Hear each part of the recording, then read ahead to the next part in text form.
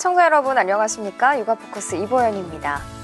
코로나19로 인해 새로 생긴 용어 중 홈트족이라는 단어가 있는데요. 홈트란 홈과 트레이닝을 합성한 신조어로 집에서 하는 트레이닝, 홈트족이란 집에서 트레이닝하는 사람들을 말합니다. 홈트의 좋은 점은 시간과 장소에 구애받지 않고 할 수 있다는 건데, 하지만 자세를 봐주는 사람이 없기 때문에 잘못된 자세를 취하거나 자신과 맞지 않은 운동기구를 사용하게 될 수 있어 주의를 해야 하는데요. 육아방송에서 이런 홈트족을 위해 안성맞춤 프로그램이 있어 소개해드립니다. 미미킴의 홈바디 스컬프팅이란 프로그램인데요. 월요일부터 금요일까지는 오후 2시, 토요일과 일요일은 11시에 방송하고 있습니다. 미미킴 강사의 과학적이고 체계적인 지도를 따라하다 보면 혼자 하는 트레이닝보다 훨씬 좋다는 걸 금세 느끼실 겁니다. 2월 19일 육아포커스 시작하겠습니다. 정부가 올해 한부모 가족에 대한 지원을 강화하고 양육비 미지급자에 대한 제재 수위도 높이기로 했습니다. 여성가족부는 올해 5월부터 생계급여를 받는 중위소득 30% 이하의 한부모에게도 월 10만 원의 아동양육비를 지원하고 청년 한부모 지원 연령대를 만 34세까지로 확대한다고 밝혔습니다. 특히 양육비를 주지 않는 부모에 대해서는 오는 6월부터 지방경찰청장에게 운전면허 정지 처분도 요청하기로 했습니다. 또 오는 7월부터 양육비 이행 심의위원회를 거쳐 정부 홈페이지 등의 이름, 나이, 직업 등도 공개할 계획입니다. N번방과 박사방 등 사건을 통해 드러난 성착취 등 디지털 성범죄. 경찰이 지난해 특별수사본부를 운영한 결과 1000여 명의 피해자들이 확인됐고 다수가 10대였습니다. 사회적 공분이 일면서 주요 피의자 신상이 공개되는 등 처벌이 이어졌지만 유사범죄는 계속 이어지고 있습니다. 경찰 측은 텔레그램 등에서 신분증 인증 등 보안을 강화해 어린 피해자들을 대상으로 한 성착취 범죄 사건이 접수되고 있다고 밝혔습니다. 10대를 대상으로 한 온라인 성착취 범죄가 계속되자 경찰은 잠입수사 법제화에 속도를 내고 있습니다. 아울러 현재 국회와 시민단체 공청회 추진 등을 통해 아동 성범죄 위장 수사 필요성에 사회적 공감을 얻기 위한 방안을 찾고 있는 상황. 경찰 관계자는 위장 수사가 가능하다는 사실만으로도 범죄 억제에 효과가 있다며 추가 피의자 추적 검거도 용이해질 것이라고 설명했습니다.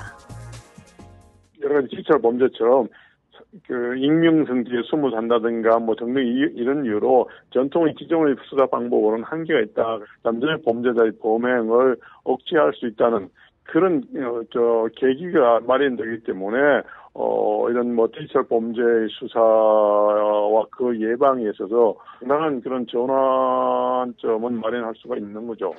미국 등 해외 국가들은 아동 성착취물을 소지하기만 해도 실형에 처하는 등 중대범죄로 보고 위장 수사를 더 강화하는 추세입니다.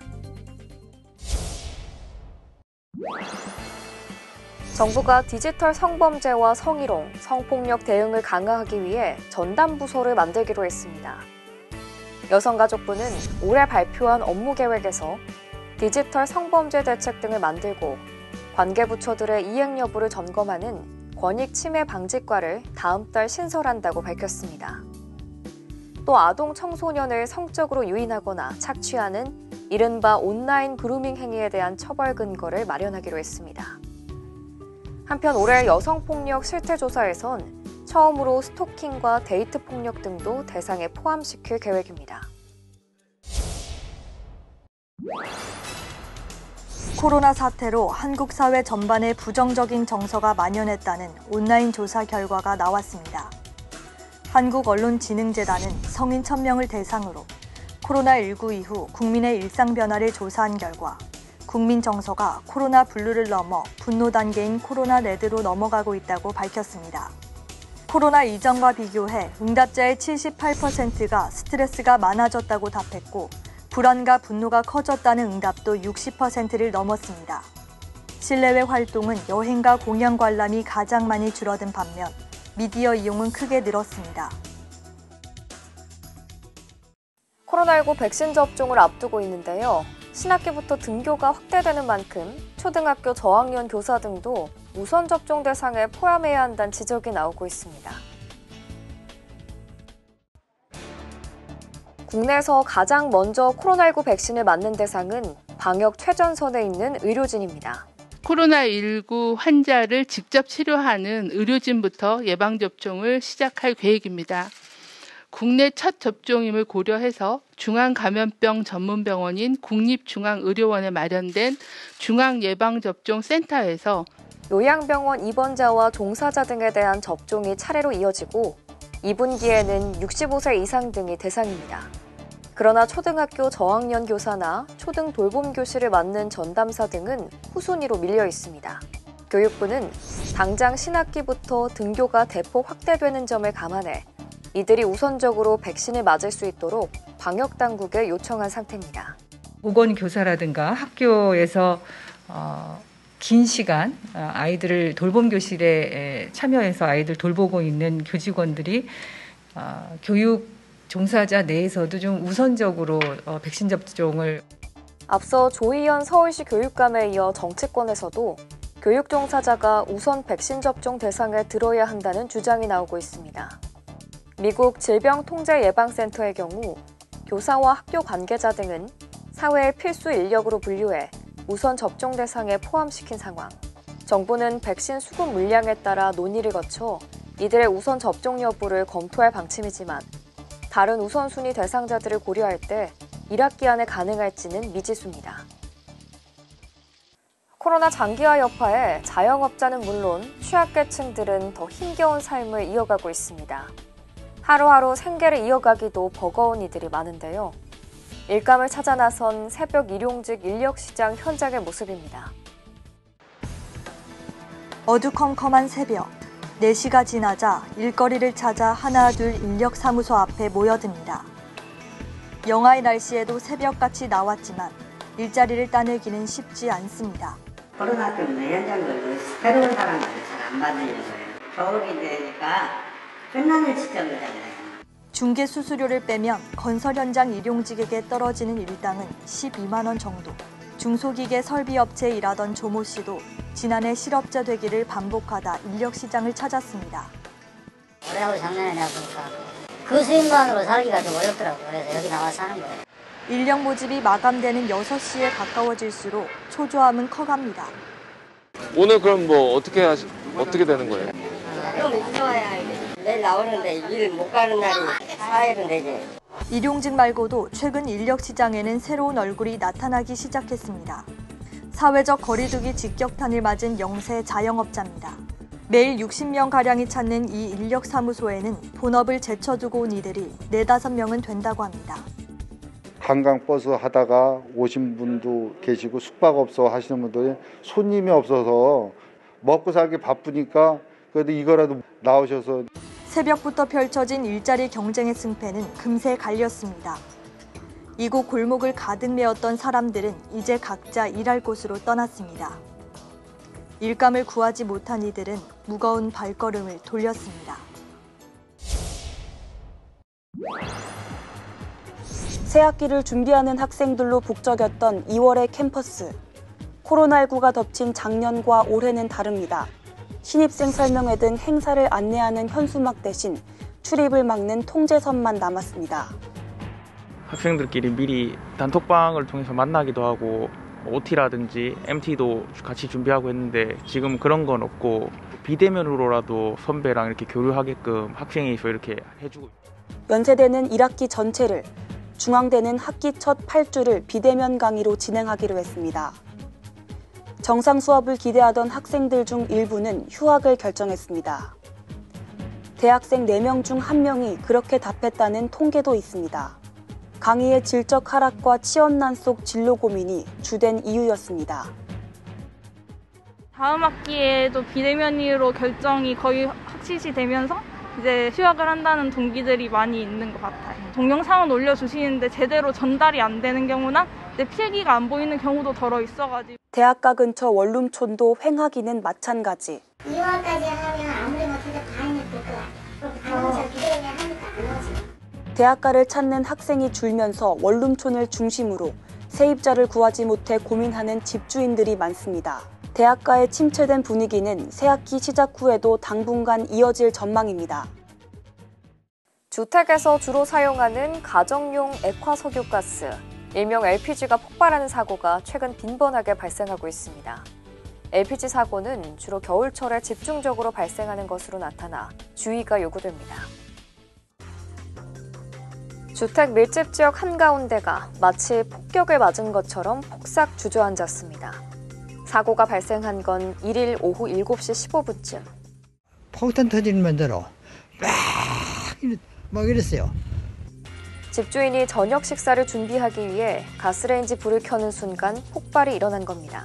저도 살면서 저 집은 도시 가서 저도 된 줄 알고 있었어요. 그런데 이제 지금 이래 사고 나고 보니까 그 주위 분들, 동네 주민들 이야기를 들어보니까 그렇게 됐다 하더라고요.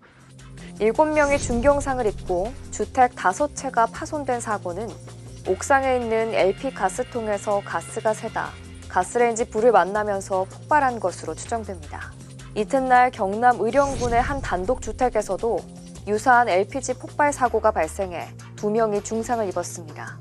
이 집 역시 가스레인지에 불을 켜는 순간 폭발이 일어난 것으로 전해졌습니다.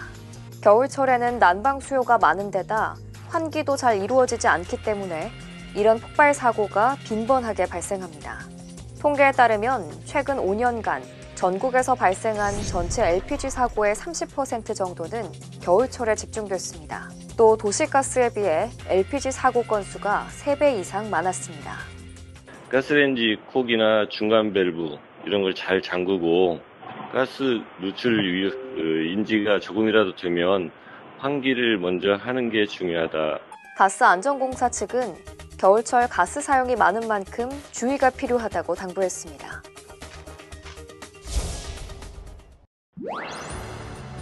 재개발을 추진 중인 서울 지하철역 인근의 한 주택가입니다.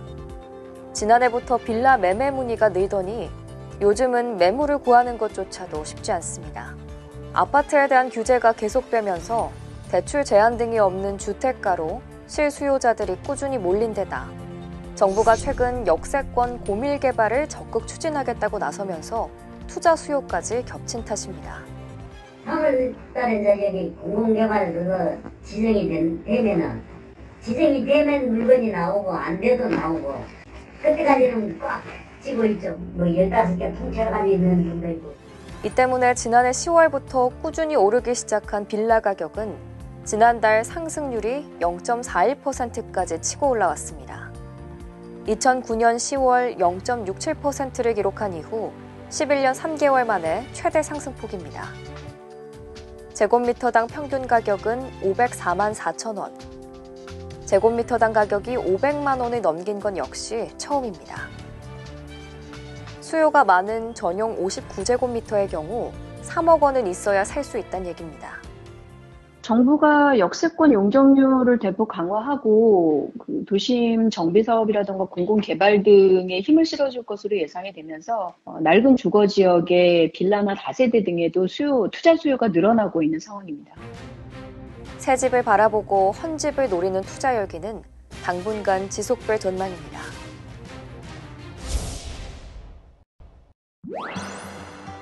비타민과 칼슘 등 각종 영양 성분이 풍부해 다양한 음식 재료로 활용되는 목이버섯입니다.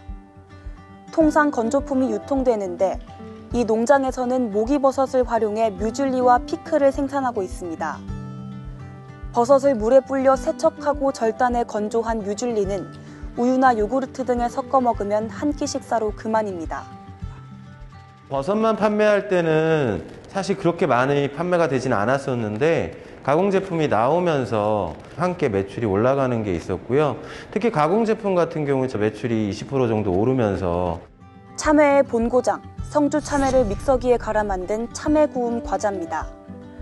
과자를 만들 때 사용하는 바닐라나 레몬을 참외로 바꿔 참외의 맛과 향을 그대로 느낄 수 있습니다. 참외를 활용해 잼과 청도 생산합니다.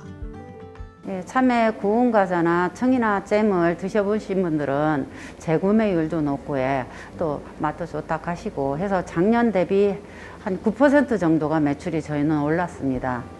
농촌진흥청은 농가들이 다양한 가공식품을 만들어 판매할 수 있도록 기술과 마케팅을 지원하고 있습니다. 농산물 가공 제품이 더 많이 생산, 판매될 수 있도록 가공에서부터 창업, 마케팅에 이르기까지 현장 맞춤형 기술 지원을 지속해서 확대해 나가고 지역 특산물을 활용한 새로운 가공 제품이 농가 소득 증대의 새로운 돌파구가 되고 있습니다. 이번 순서는 애니메이션으로 배우는 부모 교육, 아이 마음 헤아리기입니다. 형제끼리의 사소한 다툼이 생겼을 때 부모가 어떻게 해야 할지 막막할 때가 많습니다. 자칫 한쪽 편을 들다 보면 본의 아닌 오해가 생겨 형제 간은 물론 부모와 자식 간에도 감정의 골이 깊어지기도 하는데요. 오늘의 주제는 바로 형제 간 다툼에서의 부모의 역할입니다. 어떻게 하는 게 현명한 방법인지 배워보시죠.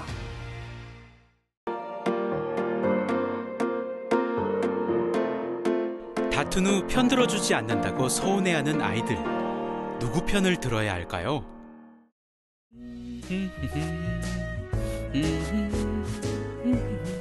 야! 무무! 거기서! 일로 안 와? 어이구, 또 저런다. 아래층에서 올라오겠다.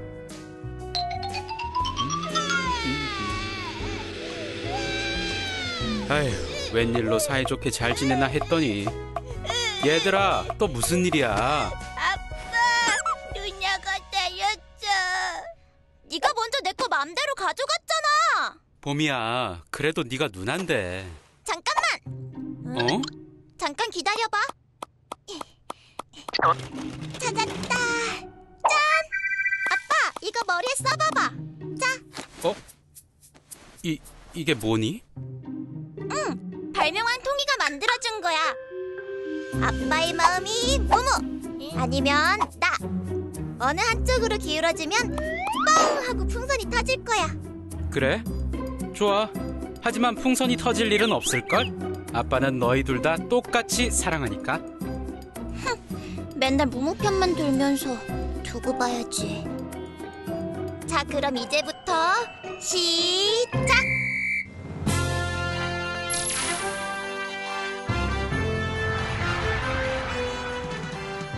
안녕하십니까.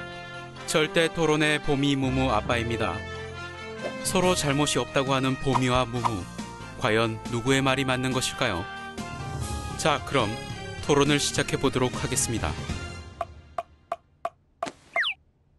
그럼 봄이부터 말해보세요.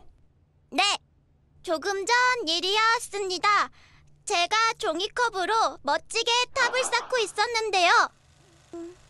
자, 우와, 다 쌓았다. 야, 무무, 너 무무 때문에 망했습니다. 이상입니다. 그래서 무무를 때렸어? 때렸잖아. 여기 이렇게. 그렇다고 동생을 때려? 그거 다시 싸우면 되지. 그럼 무무도 잘못한 거 아닌가요? 누나가 열심히 만들었는데요. 맞아. 내가 얼마나 힘들게 만들었는지 알아? 근데 아빠는 맨날 무무 편만 들고. 아빠 나빠. 아빠가 무무 편만 드는 게 아니라 봄이가 누나니까. 이런. 봄이가 무척 속상했겠군요. 그런데 무무는 왜 아무 말도 없이 종이컵을 가져갔죠? 아니야. 누나가 전에 맘대로 놀아도 된다고 그랬어. 내가 언제? 봄이 어린이 진정하고요. 무무도 가지고 놀고 싶으면 누나에게 먼저 물어보고 그렇게 가지고 놀아야죠. 맞아. 알겠죠? 그리고 봄이도 무무를 때린 건 잘못한 거예요. 네. 그럼 무무가 먼저 잘못했으니까 먼저 사과해야죠. 봄이도 때린 건 잘못한 거니까 호해주세요.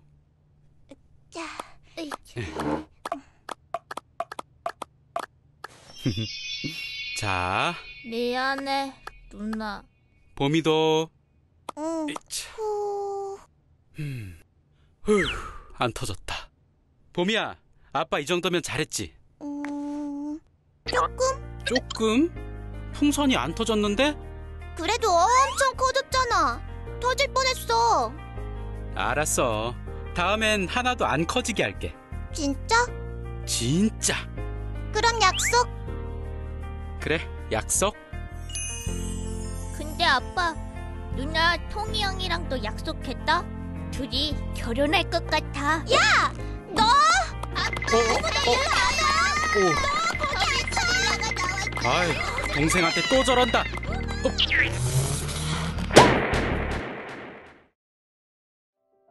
형제간의 다툼은 아이들이 성장하는 과정에서 일어날 수 있는 자연스러운 일이며, 친숙한 관계인 형제 관계에서 다툼을 해결해가는 과정은 타인과의 사회적 관계를 연습해보는 기회가 될 수 있습니다. 아이들이 다툰 원인을 부모가 다 알 수 없으므로 다툼에 대한 해결을 요청하는 아이 편을 섣불리 들지 않도록 유의하세요. 양쪽의 입장을 같이 들어본 후 아이들의 마음이 상하지 않는 표현으로 부모의 감정과 생각을 설명해 주세요. 아이들 스스로 문제 해결에 어려움을 겪는다면 해결 방안을 제안해 보세요. 부모가 구체적 해결책을 제안할 때는 아이들 서로가 동의할 수 있는지를 확인해 주세요.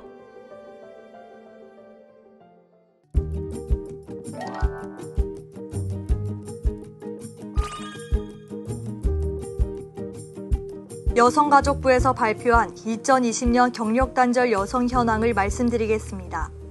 전국 경력단절 여성 수는 2016년 1920만 4천 명이었던 것이 2020년엔 1,500만 6천 명으로 역시 감소 추세에 있습니다.